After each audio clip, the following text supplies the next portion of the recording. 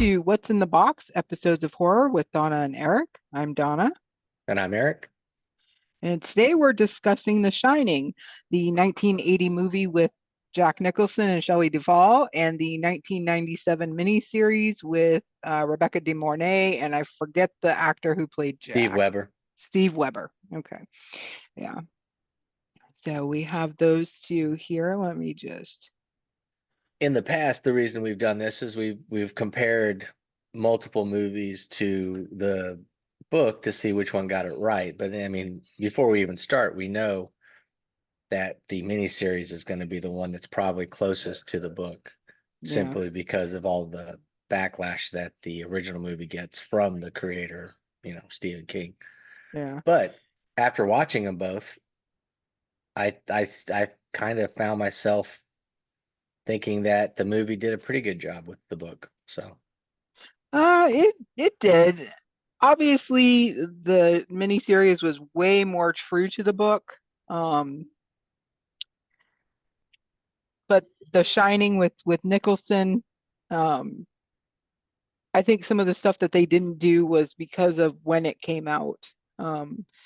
Like it was 1980, so I understand why they didn't do the hedge animals. Like I'm oh just yeah, for thinking sure. like effects wise, it probably wasn't something they could have pulled Oh, off. Kubrick said that, we Yeah. can't do the hedges. So we'll do, so they did a hedge maze. And watching these two, and the one came out in 97, so CGI wasn't the best, but it was still there. Yeah. Um, the hedge maze is a better. I thought I was so underwhelmed, but I had that as one of the pictures, so we can talk about the Yeah. hedges to begin with.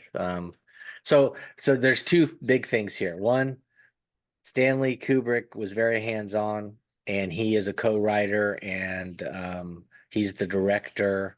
And often during the filming of The Shining, they would put out,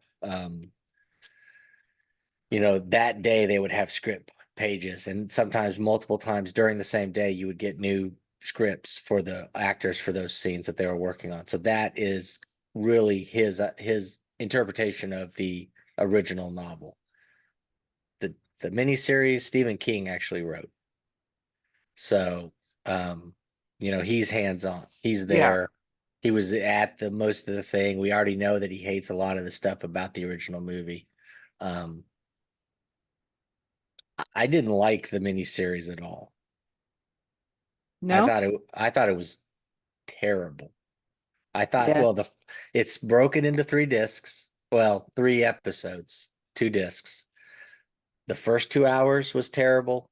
It started getting a little better during the second episode. I said the second night. I thought then it started cleaning up a little bit. I thought the acting was terrible. I thought it was very wooden.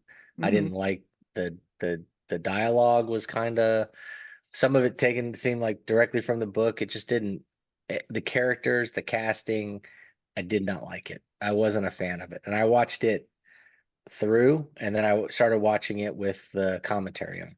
Mm. So I watched it almost twice in the Yeah. last, week. Yeah. Yeah, I don't know. It's funny because I don't remember ever seeing it when it came out. Mhm. Um, because it wasn't familiar to me at all. Um, so I must not have ever seen it when it came out in 97. So, and of course I've seen the Jack Nicholson movie a bunch of times. Um, so and you're Now, right, the acting was a little wooden. Even though their dialogue and their um just what they did was more true to the book. I mean, the Danny character kind of annoyed me a little bit in yeah, the mini series. Maybe just because I'm used to the person who played Danny in the movie, yeah. because that's what I grew up on. When's the last time you saw the movie though? Before this visit? Maybe a year or so ago. Okay, it's been. I'd say it's probably been five plus for me. So there were times that I was like, oh, I don't remember it being this way or that way, and then having the book fresh in my head. Um, I was surprised by some of the things in the movie, but um, it's just so much better. Yeah. The one thing I did like about the miniseries versus the movie was in the movie they made Tony um a malevolent presence. Okay, see, and that's the thing I hate about it. I think it's silly the Yeah. way they had it done, especially Yeah. the way Oh no, that they they did ended it. it. Yeah, they handled it silly. I agree. But he was in the miniseries, Tony was a helping presence. He was Yeah. more helping Danny, which is of course the way it is in the book. Except Um, for until, I mean, it is, but then it's not because when he's talking to, was it Halloran or what's the guy's name? The Halloran. Halloran. When he's talking to him, he says, Tony used to be helpful, but lately he's been showing me scary stuff and he's been doing all this stuff to me. And so, I mean, well, Mm, that's almost instantly we're getting that it's no longer a good thing. It's every time he shows up, he's showing him something bad, which, you know, we yeah, kind but of get. it's bad because that's bad stuff that's going to happen, and Tony's trying to warn him That's true, but away. it's a probably a compound of the drinking from his father, the abuse that he suffers from his father, and then the thoughts of the divorce from the mother. From those points on, Tony's really more negative and more showing him bad things. But of Yeah, course, we both know that later we know that Tony isn't an actual person. It's just a manifestation of him, his yeah, subconscious. yeah. So it's just him picking up on these things and seeing more negative things around him.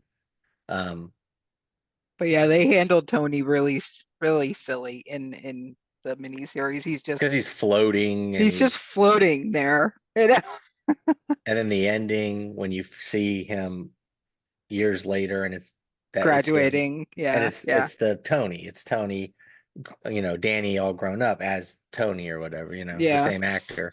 And yeah. just they had that terrible perfect storm moment, when he's staring at the ghost of his dad. And I Hmm. thought, oh, this is a good way just to nail home that this is terrible. Yeah, It's the way to do it. But yeah. The ending of that was horrible, horrible. Um, but it wasn't as abrupt as the one in the movie, because the movie was kind of just like they escape and then see frozen Jack, you know? well, what I think is funny is though is they get in the vehicle, but we have no idea that if they made it down, if they escaped, they could have easily just as they could have frozen to death in the vehicle. Or Mm, I mean, how does she even know how to drive that thing unless it's like a normal car? Um, so I kind of like that open-ended. We don't know what happened, but the hotel's still there. I yeah. kind of think that that's a more interesting way to end it. I know Kubrick doesn't believe in ghosts and he didn't think ghosts are scary and he doesn't really believe in God, so he doesn't understand why people would be, you know, horrified by some of that stuff. But he kind of, I feel like he does a much better job of giving us this haunted house and the way it affects the person, you know, Yeah. and reflects the book in that Hmm. way that the characters are being driven mad. Now I Hmm. know that I've read a thing. I've got a couple of things I printed up, where King's complaining about the casting of the original Shining, but I think I enjoyed almost every choice they made. And when we go through the pictures and stuff, I'm gonna probably always be siding over on Kubrick's side. Yeah. Yeah. I think Rebecca De Mornay she was picked because she was blonde, and in the book, Wendy is blonde. Um, I think I don't know. She just didn't seem like a good choice for that role. Yeah, and I think what's the is the first set of pictures after these guys? Is it Jack? Jack and Wendy. Yeah. Okay, perfect. So I mean, night and day, right? Yeah. When we get with Wendy. But yeah, you're totally right. Now here's something. I want to see if I have it here. Um, because they kept talking about it. Did you watch any of the special features? I didn't know. So they had the director, they had Weber, they had some of the special effects people, and they had Stephen King doing the the commentary. And so at one point, King's talking about his Wendy character, and he's like, he didn't like the Vol cast because he pictured her as a blonde cheerleader who had never had to go through anything in life, and that's how he was kind of trying to represent the character. And when he said that, I was like, well, I didn't get that at all. No, I She had didn't. already gone through so much in life. She has the manipulative mother, she The has the father, father the issues. divorce. Yeah. Yeah, The, she's going through this relationship with an alcoholic who's abused her child to the point where had to go to the hospital. She's given up on all these different dreams to try to support her husband. Um, so I'd never thought of her as this. And the way he kind of made it sound was like, well, he was just trying to have this beautiful princess, I guess would be a way hmm. to term it. And I was just like, well, that's not the Wendy you wrote. No, it's So definitely not. So I'm No. like, so I'm already put out as I'm watching the special features on the miniseries because I'm like, the guy that wrote the book is telling us this stuff, but we just read the book and it's not reflective. Yeah. And that makes you always go back to, well, how drunk or coked out was he at that point? You know what I mean? So Yeah. Has although I he don't think he read the got, book lately? Like, I did know, he and it read the? just made me feel like I don't get it. And then he was talking about how, he's writing the script and he approached her years before they got the green light to do the miniseries and said, I'm working on a project for you to her, Demore or whatever. So Yeah. he already had her in mind. And that to me feels like, I don't know. And then she's not the best actress. And she doesn't really capture the isolation or the terror or any of Yeah. that we felt in the book. Yeah. Um, I know a lot of people don't like Duvall's um portrayal. But her portrayal seems way more realistic Yeah. when you factor in the isolation of the hotel, the abuse from the husband, the um the uncertainty of their marriage, Yeah. and then protecting the kid. Um, I thought that and going back and watching it so close. I watched it Yeah. after I watched the miniseries. So I watched the miniseries first, then I watched that, and we just read the book. I really thought she ends up doing a decent portrayal of Wendy. And like so this is one of the quotes. It was in a Playboy interview King did in like the early 80s. And Shelley Duvall as Wendy is really one of the most misogynistic characters ever put on film. She's basically just there to scream and be stupid. And that's not the woman that I wrote about. And then he's also referred to her as a screaming dish rag. What? Oh my In the gosh. miniseries, Robert De Mornay rectifies this with her embodiment of Wendy as a normal, level-headed woman. And this was like a note from the guy that wrote this article I was reading. So I'm like, well, I don't think they get it. I don't think they understand, and that's a weird thing to Yeah. say, right? I don't think the guy who wrote it gets it, but um, I just thought she was so much better at the character, and I think she was way deeper. So here's one thing I didn't like about Wendy in the miniseries. She immediately accepts that Danny can see the future or Hmm. whatever. She asked, did he get the job? And then she celebrates and acts like it's set in stone. And she totally believes that the kid can do all these things. Um, I think it's handled much better in the other one where they kind of like in the book where they're like, oh, it's just happenstance. It takes a while for them to finally come to the terms that the kid can do special things. Yeah. And the miniseries, like within the first 5 minutes, we're led to believe that Wendy believes all of this is capable or is happening and stuff. So I didn't like Yeah. that aspect And of she it. was like, "Oh, maybe I have some too." You Yeah, know. the we're all shining kind of thing. And I didn't enjoy the cat. And I thought she was really wooden Hmm. and she just doesn't come across as the Yeah. Wendy we read. Yeah. And Kubrick had an interesting point. He said something about, and I was watching one of the special features. This is a documentary about making The Shining. I was watching that after I finished the movie, and he was talking about how the kind of woman who would stay with Jack after the drinking and after the son gets injured and make excuses for the injury and the abuse that he was doling out wouldn't be the strongest character, wouldn't be somebody who hasn't ever had adversity. Right.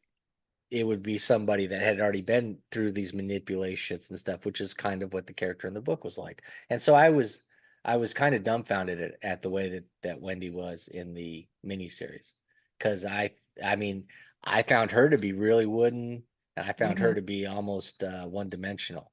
And there wasn't much to her other than the No. fact that she was blonde, like you said. Yep. Now, I can you say anything bad about Nicholson's portrayal? I mean, it's an amazing. In my head, it's an amazing portrayal of this character falling into madness.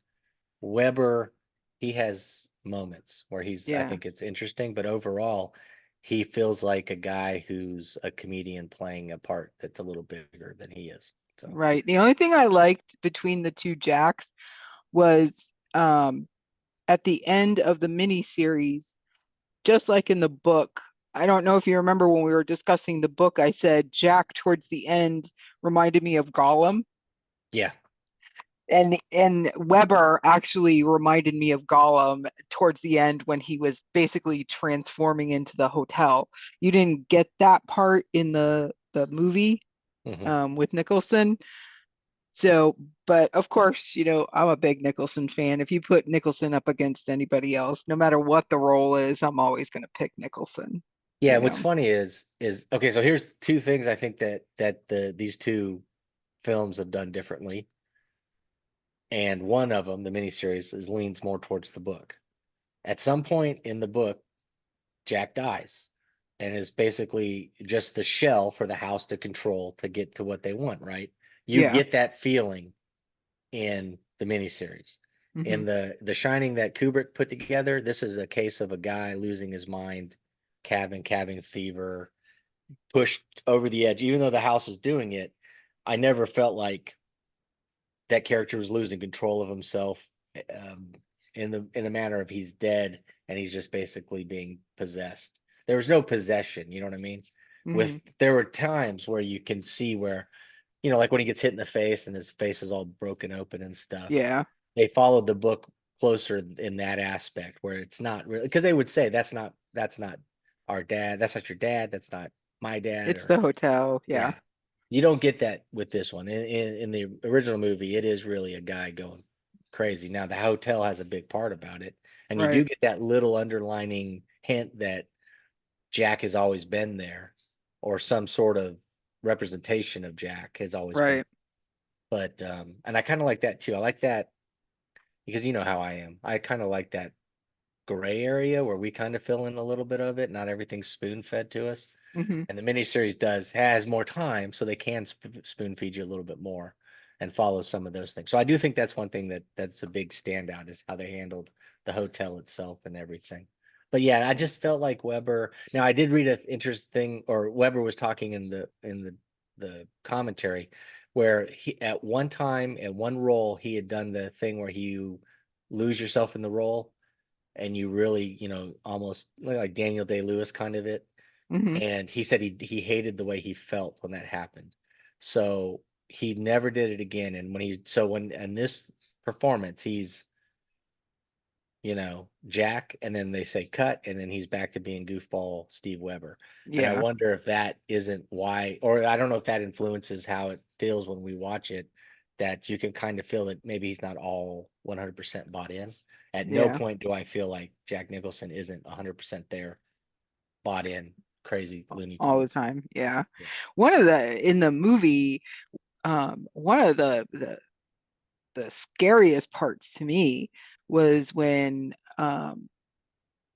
Danny and Wendy were down watching TV and he goes back up to their quarters to get his fire truck and Jack is awake and he's like, "Come here," and Danny's sitting on his lap and you could just see the madness in Nicholson's face and Yeah. and you can feel the terror in Danny because he's like, I don't want to say anything or do anything that will set my, my father off, you And know?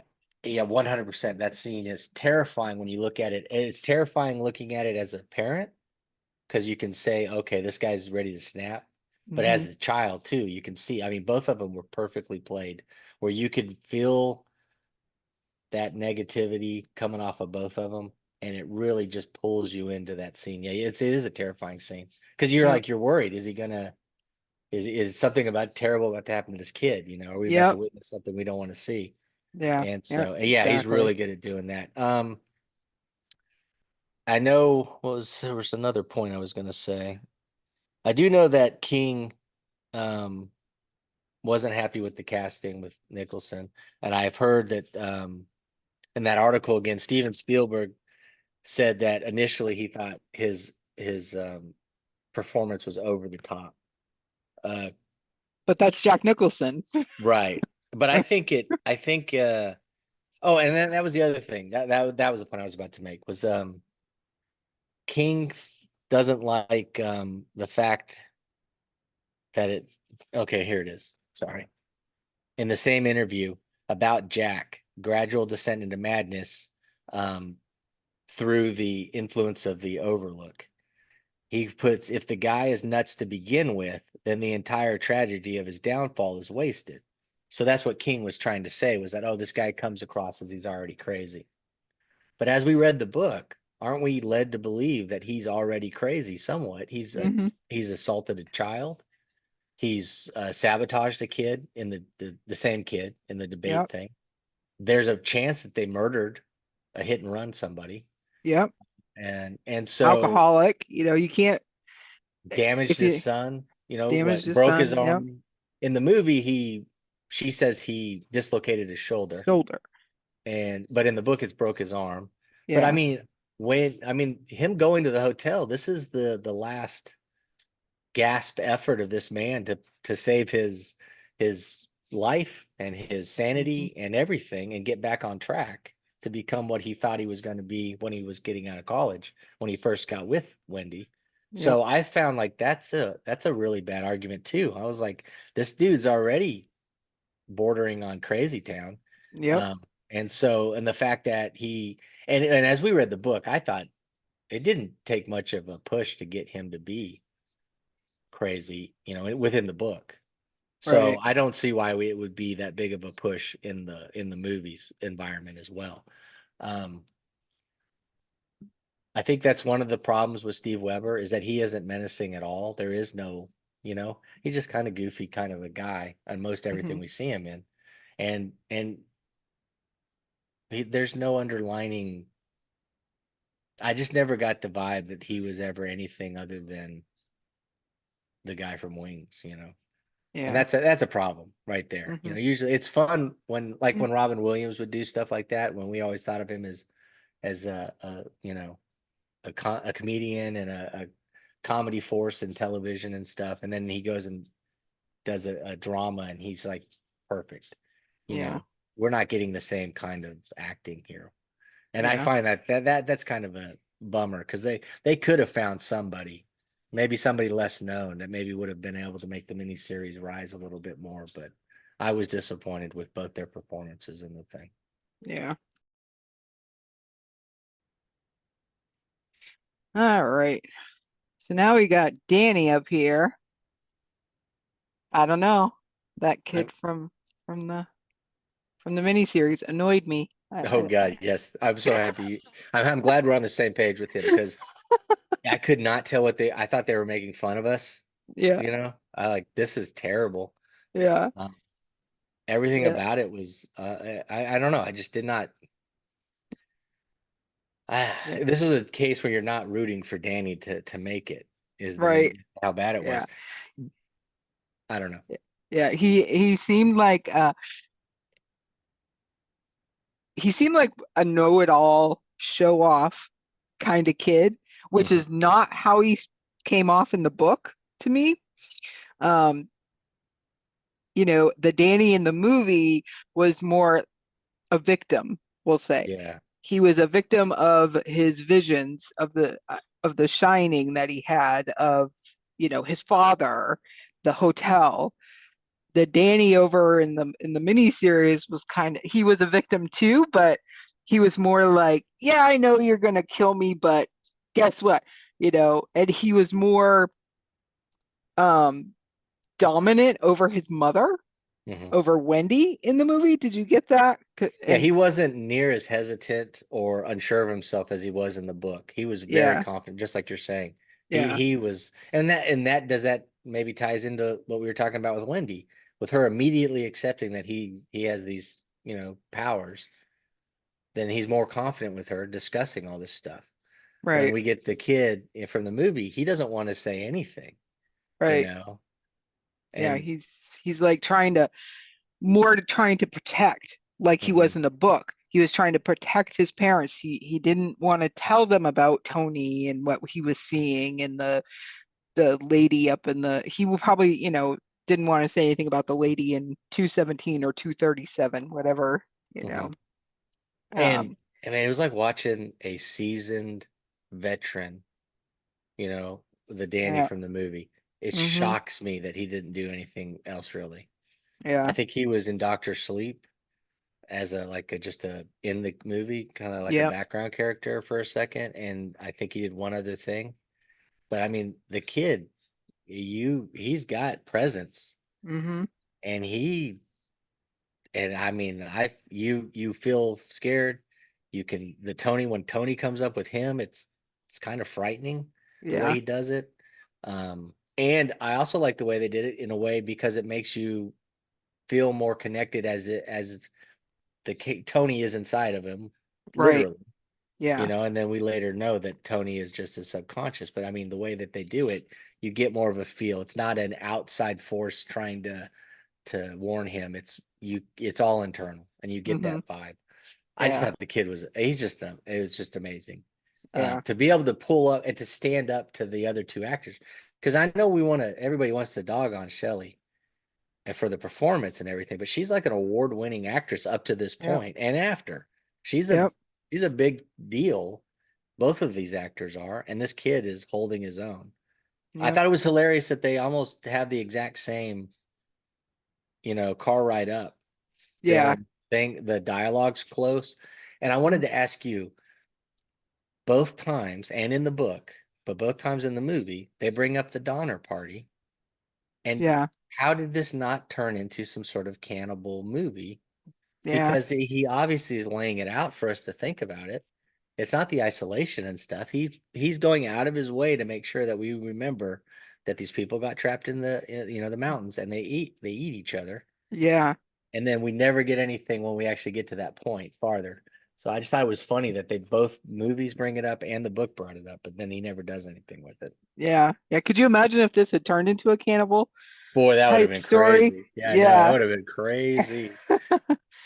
Yep, they're stuck up here and Jack wants dinner. He doesn't want the lamb or the turkeys Yeah. or the And I'm pretty sure in The Shining, the movie, they're in a VW, right? A bug. Yep. Hmm. I cannot remember in the miniseries if they did the same thing or if they put him in a different car. Yeah, I don't remember. Because they both seem pretty spacey here in this picture, but I mean, and that's not a big deal, but you kind of got the vibe when Jack's driving it that, it's out in the last legs. It was a beat up old bug. Hmm. I'm not sure we get the same idea. There doesn't seem to be the urgency or the necessity for them to take this job in the miniseries as there is in the movie. Like they Yeah, do feel he does feel um threadbare, if that makes sense, in the yeah, movie. They all feel like they're at the end without even discussing him being fired from the job or the incident with the kid. They don't even need to right. bring it up. You just can tell Hmm. just from the way they are. Yeah. I loved in the movie, there was the scene after Shelley Duvall calls the doctor. Mhm. Um, there's just books stacked everywhere in that apartment. You can see them Yeah, like on the shelves, on the table, like in the living room while she's talking to the doctor. Um, yeah, and it gives so you the idea that you get in the book that they're both literate. yeah. They're both educated in a way, Hmm. even if it's self-taught. Um, you don't really get that vibe. with the family. Right. We know he is because we're shown him attacking the student. We're given the he's a teacher that's been fired and this is his last chance. I mean, he tells us these things. Um, but even Weber doesn't really come across with that. The thing that we discussed with the book, that intellectual snootiness that the Jack character has, the way he is with people. Yeah, I don't always feel that with Weber's character in the yeah, miniseries. Weber's character gave me salesman vibes, Yeah, yeah, kind of. you Which know. was their biggest fear in the book was Jack's fear was, I mean, I'm gonna have to go be a salesman or I'm gonna have to go wash cars. That's what he equated it to. Weber's character, you're totally right. He Yeah, gives us the vibe of someone trying to sell us, which in a way Jack is. He's trying to sell us that he isn't. He's getting back on track and all that stuff. And I can get so maybe that's what Weber's going for, and maybe we picked up on it. But yeah. um, I just thought it was funny that when I was going through the pictures, I was like, well, this is almost identical. Mm-hmm. And it was almost word for word. Mm-hmm. So it's Yeah, funny the things that both creators, Stephen King himself, on the miniseries, and then Kubrick and his writing partner, the things that they pulled out of the book and used. yeah. And you can see it in this picture too with the ride. Weber's character is more emotive and more happy Hmm. because look, he's got a smile on his face. The Jack Nicholson's portrayal, he's like you said, he's halfway crazy already. That's the character, and he's stern and maybe it doesn't go into the movie or the miniseries, but you think about his father from the book, Yeah. how his Which father was. Remember, there's that little line that she says in the miniseries, you sound like your father. And he's like, how do you know? You've never met my father. And she's like, you've said something before. And that's when he was doing that pup thing that his dad Mm, did in the book. So we get a little sliver that we know yeah, that she knows that his father's kind of a jackass. Um, but we don't get um the hero worship that's in the book. Remember, because he every time he talks about his dad, for the most part, he seems to have worshipped his father yeah. until that incident, and even after the incident, And even he. after, yeah, because it even says it in the book that he, even though his father was an asshole or whatever, he still loved him, and Mhm. you know that was his father. So I just gotta say, I loved watching the movie with Danny's clothes, like those funky, like ugly Christmas sweaters, which they're not Christmas sweaters, but that. Yeah, they might as well be. But and that was the other thing I just thought about. We're also looking at late 70s, early 80s, comparing it to late 90s, and even though I got the vibe that we were in the 90s in the miniseries, that it Yeah. wasn't. So we're also looking at different parenting techniques because Hmm. I mean, I remember how my dad was in the 70s into the 80s. He would have been way more like Jack Nicholson. There was no, you know, you're the father figure, you're stern. Half the time you're just there because you're doing whatever you're doing. You're not as connected. So maybe that's why we get a different vibe with Weber's character as well, is because it's supposed to be later on. And maybe that's why it's not as horrific, Yeah. the other issues he has. Maybe he's not as close to the 70s, late 70s Jack, because maybe he doesn't have all this pressure on him that we remember, or maybe we remember our parents going through in the 70s. Yeah. Now we got Halloran. I don't know why I have Scat. such trouble with his name. I can never think of it. um, I like the Scatman Crothers, is it? Yeah. Um, I don't remember the actor's name from the mini Van series. Peebles. I'm wondering if it's Mario Van Mario. Peebles' father. Oh, could be. Let's see. Let me look him up. Let me But see. so you and I are, I think, on the same page again. The Shining one. I just Yep. enjoyed. I thought it was a more genuine take with the character, and it doesn't feel. And the problem is, and I don't think it's his fault in the miniseries, but it's Yeah. the lines that he has to deliver and the direction that they gave him. Yeah. With that beard and stuff. Because there's a point the director makes in the commentary when he's in the airport and he gets hit with another "Dick, please come," and his nose is supposed to be bleeding because he's got all that hair on his face, you couldn't see the blood coming out of the nose. So then they Yeah. make him use a handkerchief, and he's got to press the handkerchief to his face. So when he pulls it away, you can see the blood on the handkerchief. Well, Yep. all of that just felt so manufactured, Hmm. so out of place, so unnecessary. And so Yeah. then you start, it pulls you out of the performance because you're seeing all these things. And so I think that took away from him. I think a lot of the things they had him do in the miniseries just took away from his ability to give us a more genuine performance. Yeah. And it also felt like he was a TV actor, Yeah. unfortunately. And I know we're talking about a miniseries. Miniseries in the 90s didn't always come across as anything more than glorified television. It's not Yeah. like TV today where everything is so slick. So Yeah. that also had that going against him. But yeah, that dude is I think he's great. I wish there was more of him in the movie. Yeah. Um, he is Mario Van Peebles' father. Oh, very cool. So, um, yeah, the Van Peebles, he his portrayal of Halloran came off more well-to-do, if that makes sense, I think I know what than you're saying. Yeah. you know what I'm saying? Like even though in Scatman Crothers is wearing a suit in that picture, um, that's because, that's where he Yeah, was like at he's his wearing place. his uniform. You know what Yeah, I mean? Yeah. yeah. This just looks like his everyday, or maybe not everyday, but normal clothes that he would wear. Um, and then when you see um, Halloran's apartment in Florida,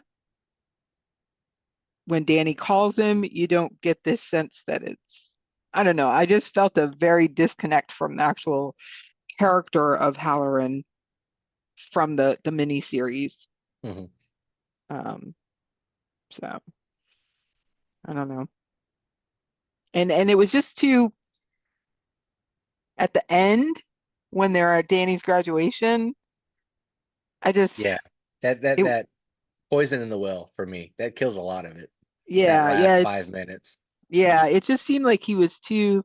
And I know in the book, the ending, Danny and Wendy and Halloran are at this place in Maine, I think, Hmm. this resort in Maine. And they're kind of like created a family, but it just seemed like, I don't know, it just didn't seem to fit Yeah. for me. Um, and he It just did. didn't, yeah, It yeah, didn't he feel like just, he was emotionally involved at all during the miniseries. It didn't feel yeah, like, you didn't get the same sense of connection, mm, and it didn't feel like he had, I don't know, the Shining didn't really feel like it was coming from him the way yeah, it does in the movie. mm, Um, and it almost doesn't feel like he feels responsible, like he doesn't feel responsible in the miniseries for the characters much that we kind yeah, of got in the book. He's trying to sugarcoat it and he wants to leave, but you could tell when he leaves, he's still thinking, well, maybe I need to that's, do more than just warn the kid, but nothing's probably yeah, going to happen kind of thing. But you don't really get that vibe as much with the miniseries. I don't know. I didn't dig the way that they handled the whole thing. yeah. Yeah, so Scatman Crothers for me played the perfect Halloran, even Yeah. though it was I know. I wish oh, there was more of them. Like I said, yeah, just like the book, I'd love to see something that focuses on that character when he was younger and getting doing some of these things. yeah, absolutely. And Omen, um, he's made to be a character that you kind of don't like. Hmm. Um, the Omen in the miniseries was way different in the book because they actually got along, Jack and Omen, or was it in the movie? In the movie, they're very friendly. Yeah, so it's the movie and not the miniseries. So Yeah, the then the miniseries movie, gets it right. yeah. So in the movie, they're like friendly, friendly. When in the book, Ullman's like, I don't like you and I don't want to hire you, but I kind of have no choice, you Hmm. know? Although I'll be honest with you, I enjoyed the movie portrayal the way they because they did such a smooth way of giving us all the information that we needed, Hmm. dumped into that 3 minute conversation as they're just discussing the job itself. They had a third party guy there that was like a co-manager or something. Yeah. And then we learn a little bit about Jack's background. We learn about the hotel. We know about the murder. So I enjoyed the way that, and Ullman still comes across as the slick, um, boss man in the movie, even though he's kind of polite with Jack because he knows Jack's kind of doing this thing that other people don't, they don't want other people doing. Yeah. But I also thought that the miniseries guy nailed the character, the snootiness, the he looks down on everybody, nobody likes him, he Yeah. knows he's the guy in charge. I thought they did a Hmm. really good job. And I mean, we're literally talking 5 minutes total, maybe. Yeah. And in the miniseries, that's a 6 hour miniseries, maybe a little less because of commercials and stuff. So maybe it's 5 hours, 5.5 hours, something like that. But it's just a blip. But he nails the character pretty well. Yeah. Yeah. Did you find it interesting that both of these, other than mentioning maybe Al, pretty much glossed over the existence of Al as anything important? And Yeah. they really cut that whole section out, which I mean, I understand why it's in the book and it's important to kind of give us more backstory to Jack and the situation and stuff, and also to give us a reason why Jack might be there. But um, I thought it was interesting that I want to say the guy from the miniseries mentions Al once Yeah. as a reference, but other than that, I don't think either one really does anything with it. So I just thought that was interesting. It's always fun to see what they leave out of books and stuff. Hmm. Um, All right. And then we have, of course, the hedge maze versus the animals. Um, I understand, like you said at the beginning, we understand why the '80s didn't do the animals because they really couldn't have. It would have all yeah. been like, Ray Harryhausen. Claymation. Yeah. Yeah. Claymation. However, when they showed us the hedge animals in the miniseries, I was kind of disappointed Yeah. because when I read it in the book, I just imagined them so much larger Yeah. and just towering over him almost. I kind of imagined them the size of the hedge maze, Hmm. but just in animal form. And so when they come out and they're like the size of medium-sized dogs and stuff, I thought, well, this isn't as scary as I would have thought it could be. Yeah. Yeah. Because I think the first time you see the animals is when Danny's out playing in the snow and he's like waving to his mom and dad and the you can see them behind him. And you're right, they look like dogs, like the size of a dog, like coming up behind him. So Yeah. yeah, I that wish it was a would have little been bigger. The CGI wasn't terrible for 97. They did yeah. move, they're a little jerky, but then again, they're hedges, so I assume Hmm. that's why. And I know that some of it was done with like wire, like they did like chicken wire kind of stuff where they make the frame and cover it so that they can get some of those shots that way and set up and things. So it's not totally all CGI, but they're both cool for Mm-hmm. their ideas, but I don't know. I was disappointed. That was where they could have wowed me. They could have come out swinging and Hmm. given us these amazing hedge animals, and then I would have been like, okay, well, here's something that was in the book that they actually did that made it so that I was, happy to see it. But overall, I thought it was, I thought Weber did a good job when he sees him moving from like reenacting the book when they're chasing him and he's having Yeah. trouble walking and he's falling down and stuff, and then he gets to the top and they're just back in place. I uh I thought he did a good job with that scene. There were brief flashes where I thought he really handled the material well. And there were Right. other times where I just thought. And then there was a funny thing. There's in the third disc, which would have been the second, the last hour and a half of the movie.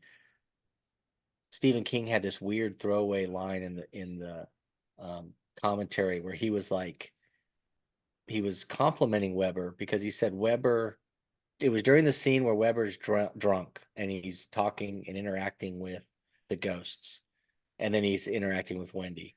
But he was like, he would say these throwaway lines, and he was like, "Oh, Weber was great because he would just do it. He wouldn't sit there for an hour and argue with you because saying that somebody wouldn't say something."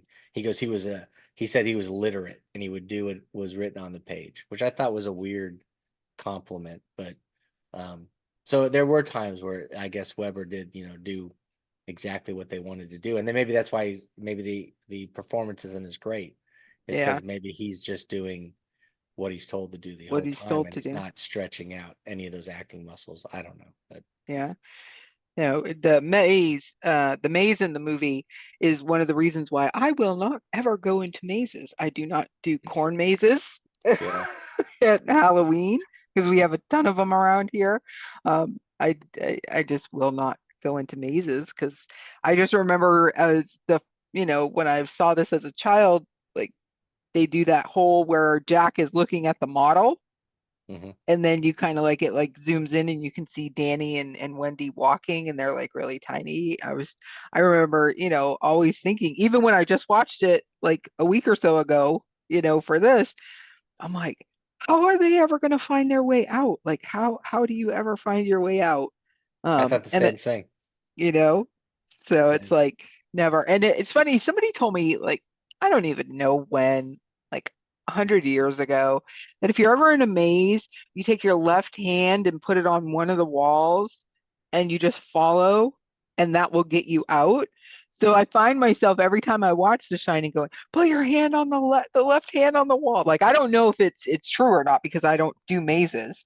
right. Um, but I just remembered somebody saying that years and years and years ago to me, and um, I just, like put your left hand on a wall and just follow, use that to get you out.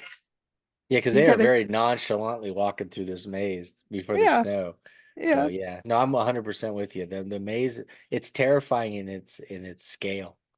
But I yeah, also could see why they would think it was, um, quaint at this hmm, hotel in the middle of nowhere, these giant maze, hedges and stuff. So they're both very convincing, I guess, ways that you could handle with the supernatural element. But well, the cool thing about the maze is that you don't need a supernatural element, right? You can just get right, lost in there, and that in itself is terrifying. yep. And Um, that's end up, ultimately what happened to Jack.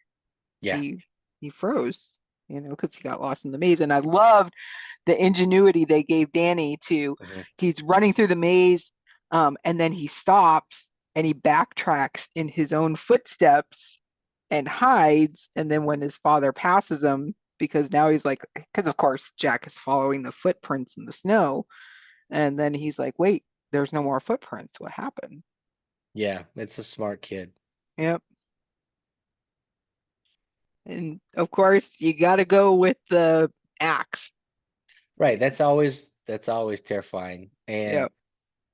a funny story with that is that Nicholson was a volunteer firefighter. Okay. And so the first door that they built it too weak because they didn't know that he was going to tear through that door because he knew exactly what he was doing with the axe. And so they had to rebuild the door again so that it would be a little tougher for him to get through it so that the scene would, go the normal time because I guess he went through it in one swing. So I thought that's just a funny story. But That is. Huh. it is, and not only that, leading up to that point where she gets Danny out the window, but the window's stuck and she cannot get herself out, you can feel the tension. Mm-hmm. It just weighs down on you.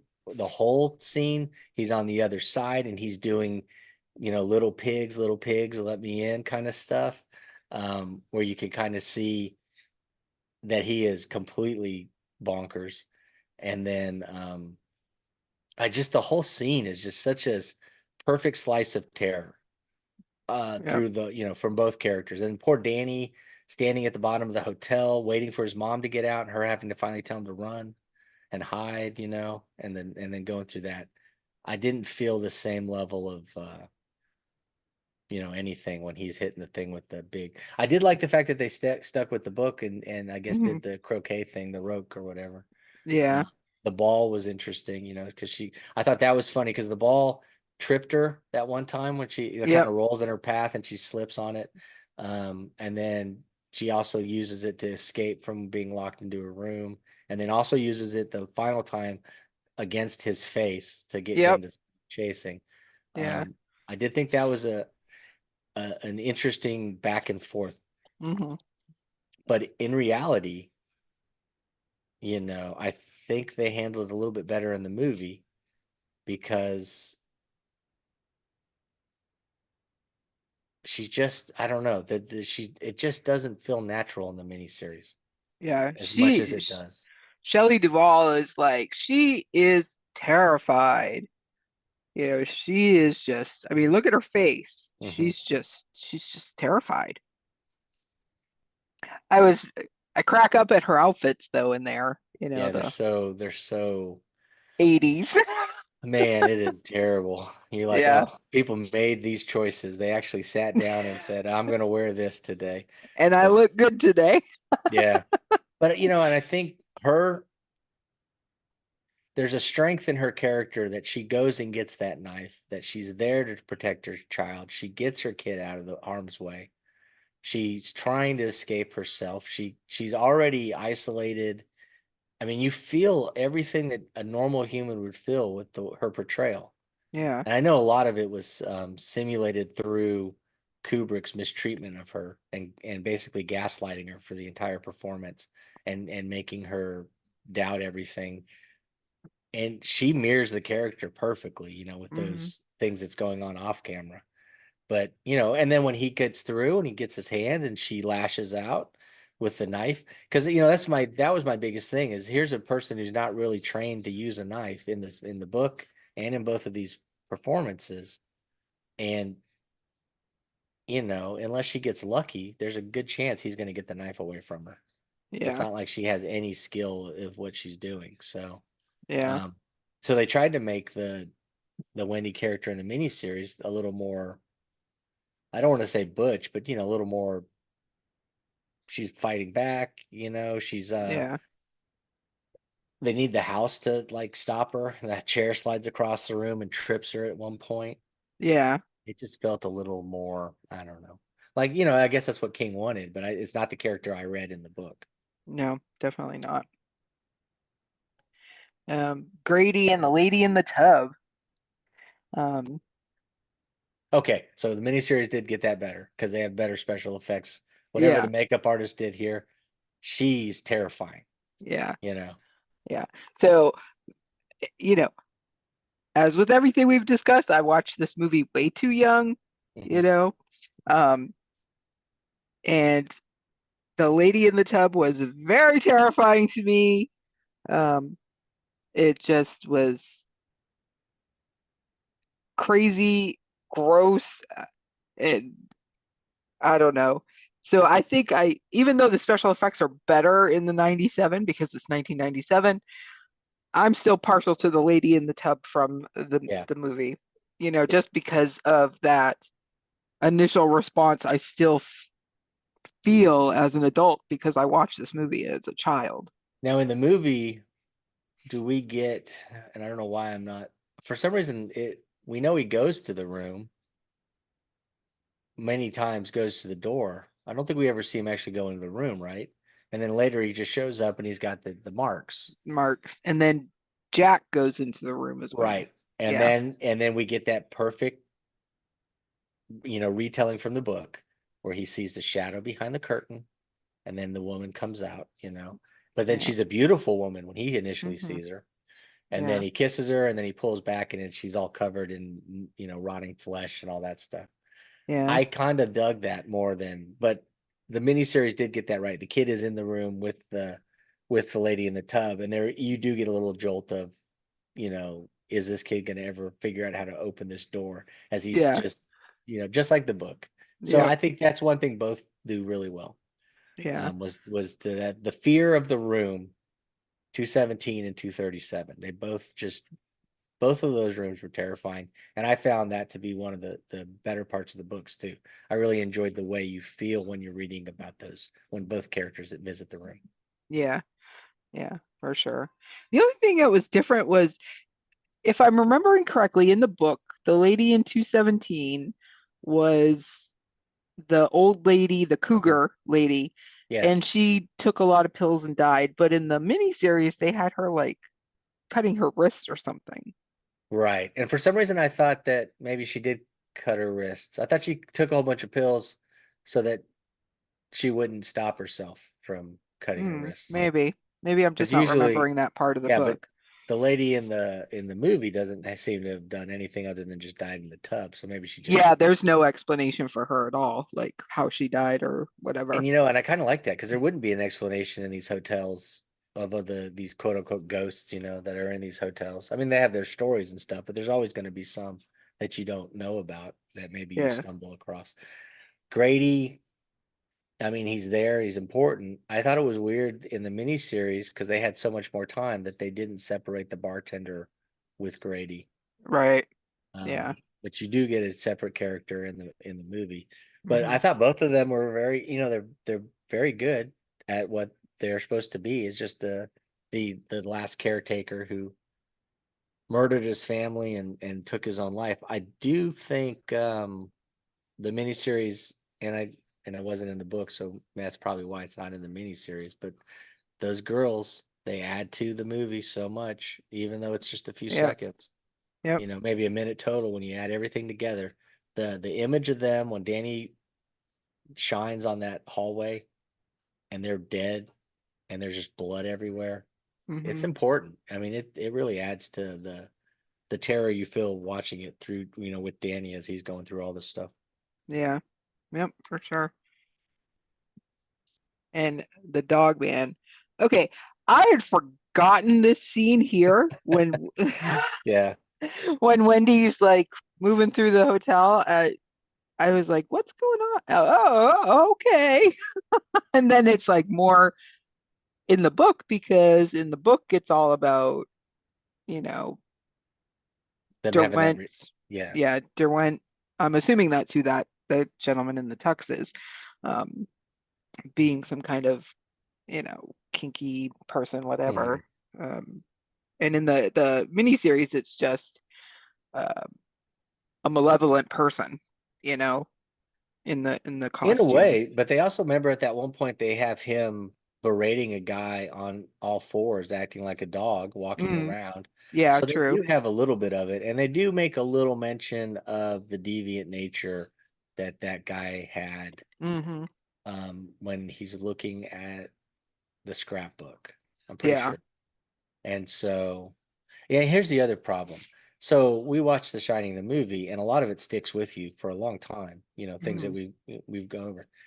I felt like at the end of the miniseries, I could have most of it was already out of my head. Like none of it really stuck with me. That mask did though. I thought they did a really Yeah. good job with the mask and that character.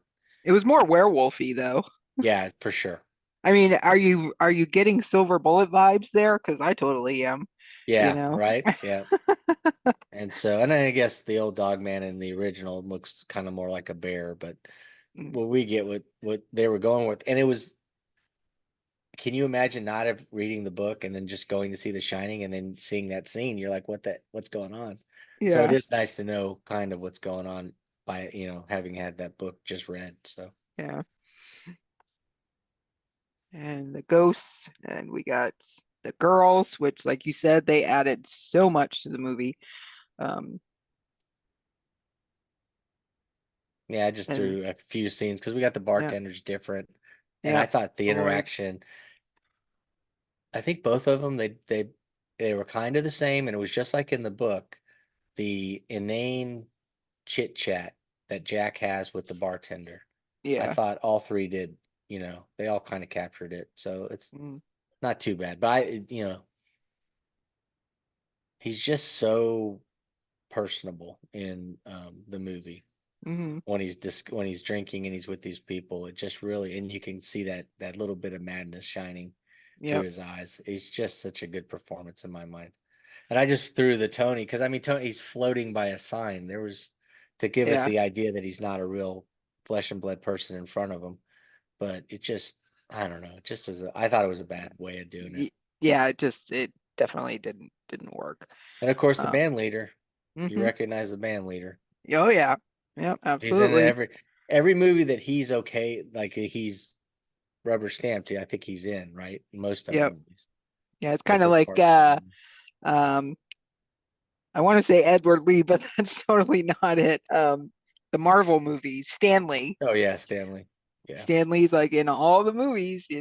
So yeah, but Tony, total fail. I did not like that at all. there were I so think, many different ways they could have done it, especially with CGI and stuff. But yeah, I don't know. yeah, I guess they tried. yeah. What are you gonna do? But and then, like you said at the end where he's actually graduating because he's Danny, and I was kind of like, eh, Yeah, it's just so, and then was it Holleran comes late. And yeah. so then they're chit chatting in the middle of a graduation, and it's not Right? a I big was graduation, but it's still, I mean, yeah, was like, shut up. Like I know there this should have been like 10 families shushing them the whole thing. And I'm yeah, just like, and they're just going over the end plot or whatever. yeah, And then when the dad shows up as a spirit and he just pauses in the middle of the graduation after getting his diploma and just staring off into space because nobody else can see the ghost. And then he yeah, says something. yeah, How are they not checking to see is there a doctor in the house? right. Something's going on. This kid's having some kind of fit, Seizure. Yeah. yeah. And I just was like, this is a terrible way to end this. But Yeah, I was not I was like, oh cool, they're gonna do like the end of the book because at the end of the book they're in Maine, I think, and Wendy and because Wendy got really hurt, she was still messed up and she was in a back brace and everything. And I'm like, oh, and Danny was fishing and Halloran's gonna go sit next to him, and and it wasn't 10 years later because Danny, it was like maybe a year or so later. yeah, Uh, and I'm like, okay, cool. And then I'm like, what the shit is this? Like, not only that, now to take a step and it back, was Stovington. Like, how did this kid get to Stovington? Because his father was fired from there. yeah, that's true.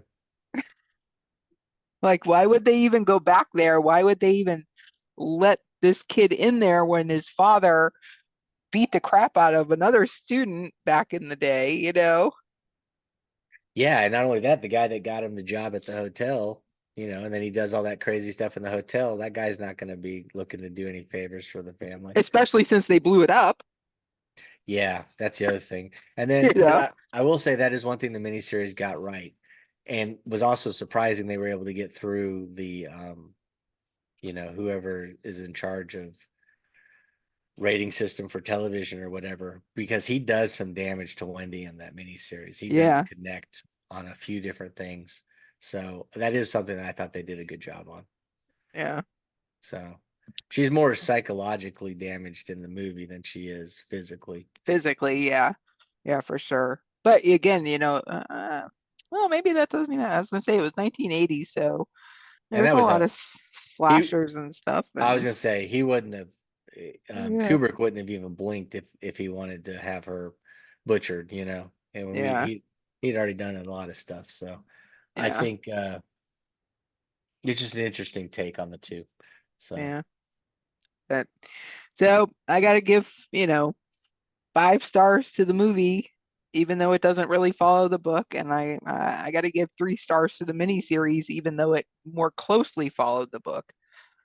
That's yeah, that's just a gracious 3 stars too. yeah, Because I could easily go and watch the movie next week or this weekend or or again, tonight, I yeah, I can't imagine going, hey, I'm gonna go spend 6 hours of my time rewatching this miniseries. yeah, So and while I was watching the commentary, just trying to see if I could get some nuggets, I was thinking, I can't believe I'm watching this again.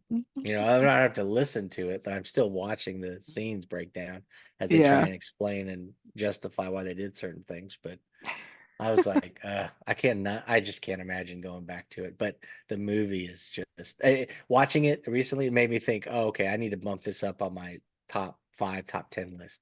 I just, it felt like I was seeing it with new eyes because it's been so long since I'd seen it.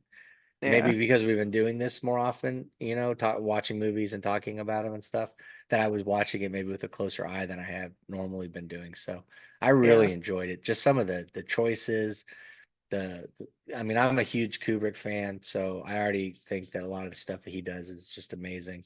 But just the way that they film it, the angles, the wide open spaces they give us, it's you can feel the isolation, the loneliness, and the madness throughout the whole movie, and it just yep, kind of creeps in as you're watching it. And with the miniseries, you just like, oh well, I'm watching TV on Monday. What would they like Monday, Wednesday, Thursday kind of thing if they had yeah, 3 days because they didn't yep, want to waste it on a Friday. So yeah, Yeah, no, I'm with you. I mean, of course, it's cool to see it because I never Yeah. saw it, and we can talk about it. And I'm glad we read the book and stuff. Yeah, I'm But really glad I read the book, and it's funny because I'm not disappointed that the movie didn't follow the book. yeah, and maybe that's because we're so well. First off, you've already seen the movie multiple times, probably before you Yeah. even read the book, and also, but that we'd already been introduced to it, and so for us to reread the book now, years later, it doesn't. We can see it as two different things. Yeah. When I was talking with Mike Davis about it, he was telling me how he went to see it in the theater, and the first time he saw it, he didn't like it because it didn't follow the book, right? And then it was later that he was able to appreciate the movie for what it was. Right. So I Appreciate it wonder, for, yeah. yeah, so I wonder how many people went that were, King fanatics went and saw it and were like, what is this nonsense? I could see that because I'm that way with Wheel of Time right now with Amazon. I refuse to watch it because I know that they're not going to be able to live up to the books. But um, I think you and I have that luxury of being able to say we saw this stuff way before we even read the books. So Yeah. Well, yeah, because the when we just read it was my first time ever reading it. So I think the other thing is how many Stephen King movies have we watched over the years that don't do a good job of reflecting the book, or they're just in name only almost. So I think yeah. we're kind of used to that too by this time, where Yeah. it would seem like in the '80s for sure every year there was a Stephen King based movie coming out, and rarely did it capture the energy of the book. So I think Yeah. maybe we're just a little numb to it at this point. Yep. But at the time, maybe it would have been something that we would have been like, "What is this crap?" Yep. Although the Yeah. same, but I say that, but boy, I think I would have been blown away by it. It's just such a visually appealing movie, Hmm. and there's just so many aspects to it that is, I think it just overwhelms you in a positive way. It just Yeah. really takes over your senses. I would feel like it would hammer home that it's something different, Yeah. and you wouldn't need the book. But everybody's different. So Yep. And you have Jack Nicholson, you I know. know. So it's just, and I get it. He's a character sometimes, Yeah. but it just it feels like perfect casting in the movie, Hmm. even though we know that so many people don't like it. Yeah. And Yeah, this I is a agree. case where maybe the physical, because sometimes I'm the same way. I'll be like, well, this doesn't match a character at all. Um, but you know, the essence of all these characters I thought were hit on with these Yep. characters, the people that they hired, Yeah. more so than in the miniseries is more physical. They may Hmm. look like the part, but none of them could carry a candle to it. So, Yeah. That Danny man. oh my goodness, I was like, this has got to be a joke. So, Yeah. nope, I'm nope, like, that who is this kid? Why is he Danny? yeah, just. And then I kept trying to remind myself, this was on TV. This was on TV. This was on old TV. Yeah. And then you're like, yeah, but you know what? It was on old TV, and they Hmm. didn't, and I didn't, The I didn't come up Stand. right. I didn't come away from it ever thinking like this is a bunch of goofball nonsense. So Yeah. they could have done a better job. Yeah. But that is our take on The Shining and the Shining miniseries. So, let us know. Have you seen the miniseries? I definitely think it's worth a watch if you can find it. Don't purchase it. Yeah, it's If not you worth. could I will bring a copy to any of the events, scares or do a Texas giveaway. AuthorCon. If anybody's interested, DM me. I will Yep. get you a copy of it if you Same, want. same. I have a DVD copy of it. Yeah. Yeah, wasn't that Uh, insane too? I went to look. The Blu-ray was like you were buying treasure. The yep. the the prices were so ridiculous. So luckily the DVDs were still inexpensive. So Yeah. I just am curious why The Shining isn't like you can search it on Amazon Prime Video, but it says not available in your area. hmm. So that leads me to believe Amazon US. So I'm like, can people in Amazon Canada, Australia, UK, Japan, whatever, can they get it on Amazon Prime? And why would I even be able to find it and search for it? You know, Yeah, I it's don't know. I think that's really weird. kind of weird. And this was the movie, not the mini series. So I just thought it was weird. So, but yeah, if you can find it somewhere to stream for free, I would watch the mini series. If you haven't seen the movie, you definitely need to. Um, it's a great movie. It's Yeah. always a classic. It's a movie I will never get tired of watching. I could watch it every weekend for the rest of my life and still wouldn't be tired of it. Yeah, the same. All right. Well, that is our episode for today. I believe on the next episode that we do a book, we're going to be discussing The Keep by F. Paul Wilson. Yep. And then we'll be discussing, of course, we'll watch the movie after we've discussed the book.